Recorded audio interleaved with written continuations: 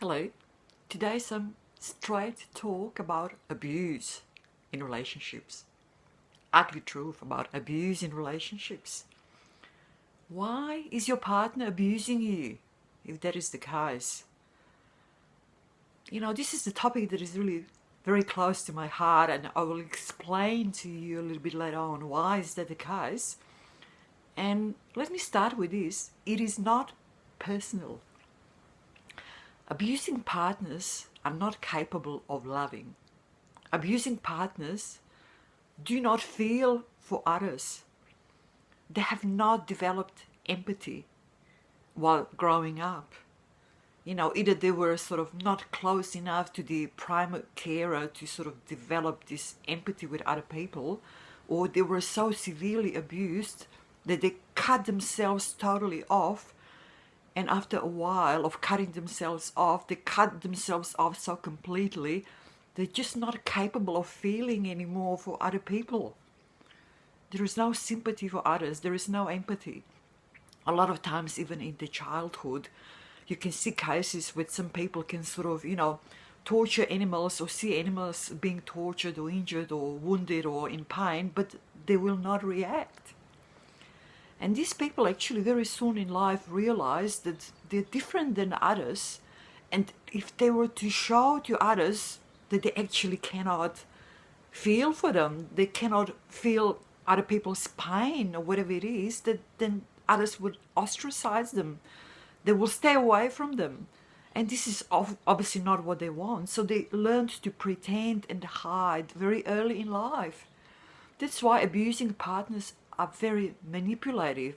They're manipulating you all the time. And, they are sick people. Abusers are sick people.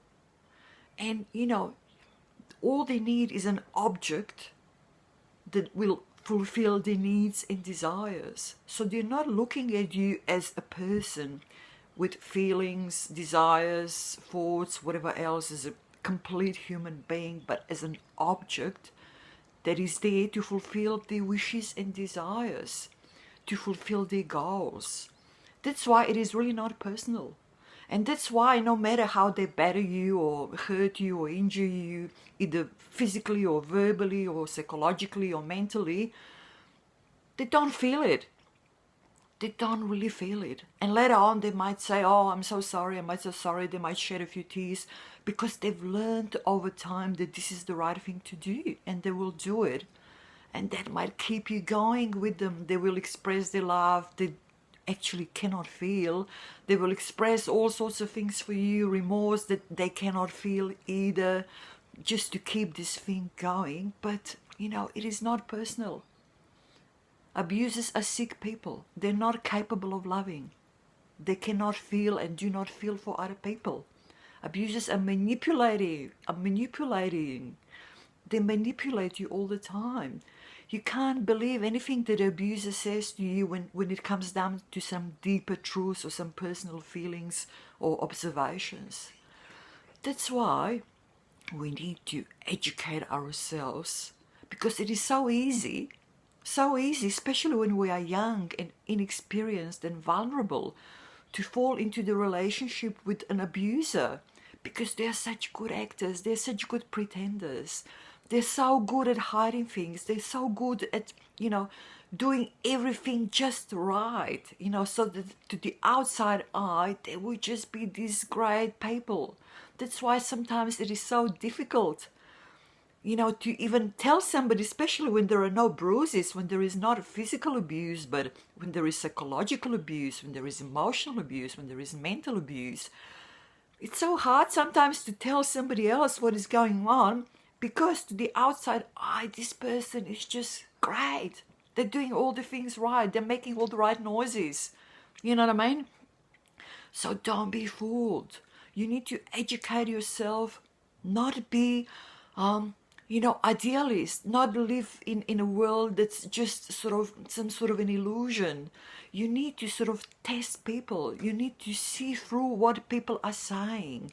You cannot take, at a point blank, the words or maybe some actions at a certain point in time that have a certain goal in mind, you know what I mean? You need to see through that, and you need to use your whole body to feel whether something that a person says feels true, rings true.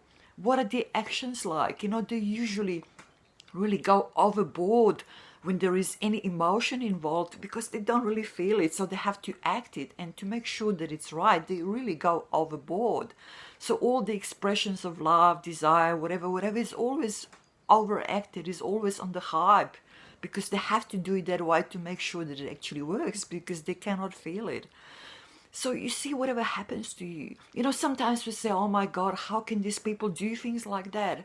It's the wrong question. You see, they can, because they don't feel other people's pain. They don't feel other people's sadness, other people's depression, other people's, I don't know, huge pain. They just don't feel it. Okay? That's how they do it. That's why how can they do it is not the right question. They're sick people. Look, their lives are not enjoyable. They need to be in control all the time and keep their objects the way they want them so that they fulfill their needs and their goals. And they usually, because they can't feel this, feelings, emotions, warmth, compassion, sympathy, whatever that keeps us going I say normal human beings who have developed empathy. That's why they need to build on the outside image. So more power they can exert on to the outside world, the more in control they can be to the outside world, of the outside world, the more objects they have that they can control totally in the outside world, the more they sort of feel good. You know what I mean? Because this is the only way that they can have some sort of a feel about their lives. Their lives are not enjoyable. Their lives are very tiresome because they have to hide all the time, they have to manipulate all the time, they have to make sure that they're in control all the time, and it's really not personal. That's why a lot of abusers are actually serial abusers. You know what I mean? When they lose one object, when the object finally flees or whatever, then they go to another one and another one and another one. You know what I mean? So don't take it personally. Understand that you are just an object to them to fulfill their needs and desires and their goals, because they are just so seriously damaged. And once we educate ourselves enough to understand that and to always look out, and this is not just about the partners, this is obviously can be the case when growing up as children, which was obviously my case, which this is why this topic is so close to my heart. And I can tell you, it took me decades to work out exactly what is going on. And for people like me who grew up in abusive, families, it is very, very difficult later on not to fall again into the pattern, because it's familiar to us. You see, we get usually attracted to something that's familiar.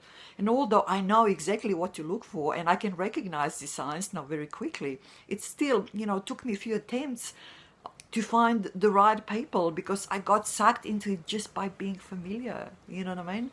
So it is very hard. It is very hard to recognize these signs for what they are straight away. And it is very hard, especially when we are young, when we are very romantically swept off our feet, when we are sort of very idealistic about life, and we do not look for, the purpose behind it all. It is very easy to fall a victim to a person like that. So do not beat yourself up. Educate yourself, and understand that the really damaged person in this relationship is the abuser. Abusers are sick people. Abusers are the ones who cannot feel for other people, who did not develop empathy for one reason or the other throughout their lives. And these people, really do not have good lives. It's not that I feel sorry for them, I'm just saying that they suffer too, and whatever they do to you, it is not personal. Some of them even go on to become some sort of serial abusers on a big scale, like even, serial rapists, serial murderers, whatever. This is just on a really high-end scale. But, it all starts with these small things, abusing in your family, abusing in your close circle, and then can, go on. It is important that we understand this, that abusers are sick people, that they do not and are not capable of loving other people, that are highly manipulative, that they, hide and lie all the time. And it is really not personal for them, that you are just an object that is there to fulfill their goals, desires, wishes, whatever there is, to make their life just, half reasonable.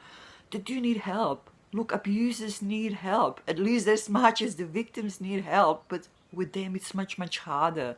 It takes much more deep psychological work to sort of, get through these barriers and to develop some sort of an empathy for other people. So it's a very long process, and not many abusers sort of go for it.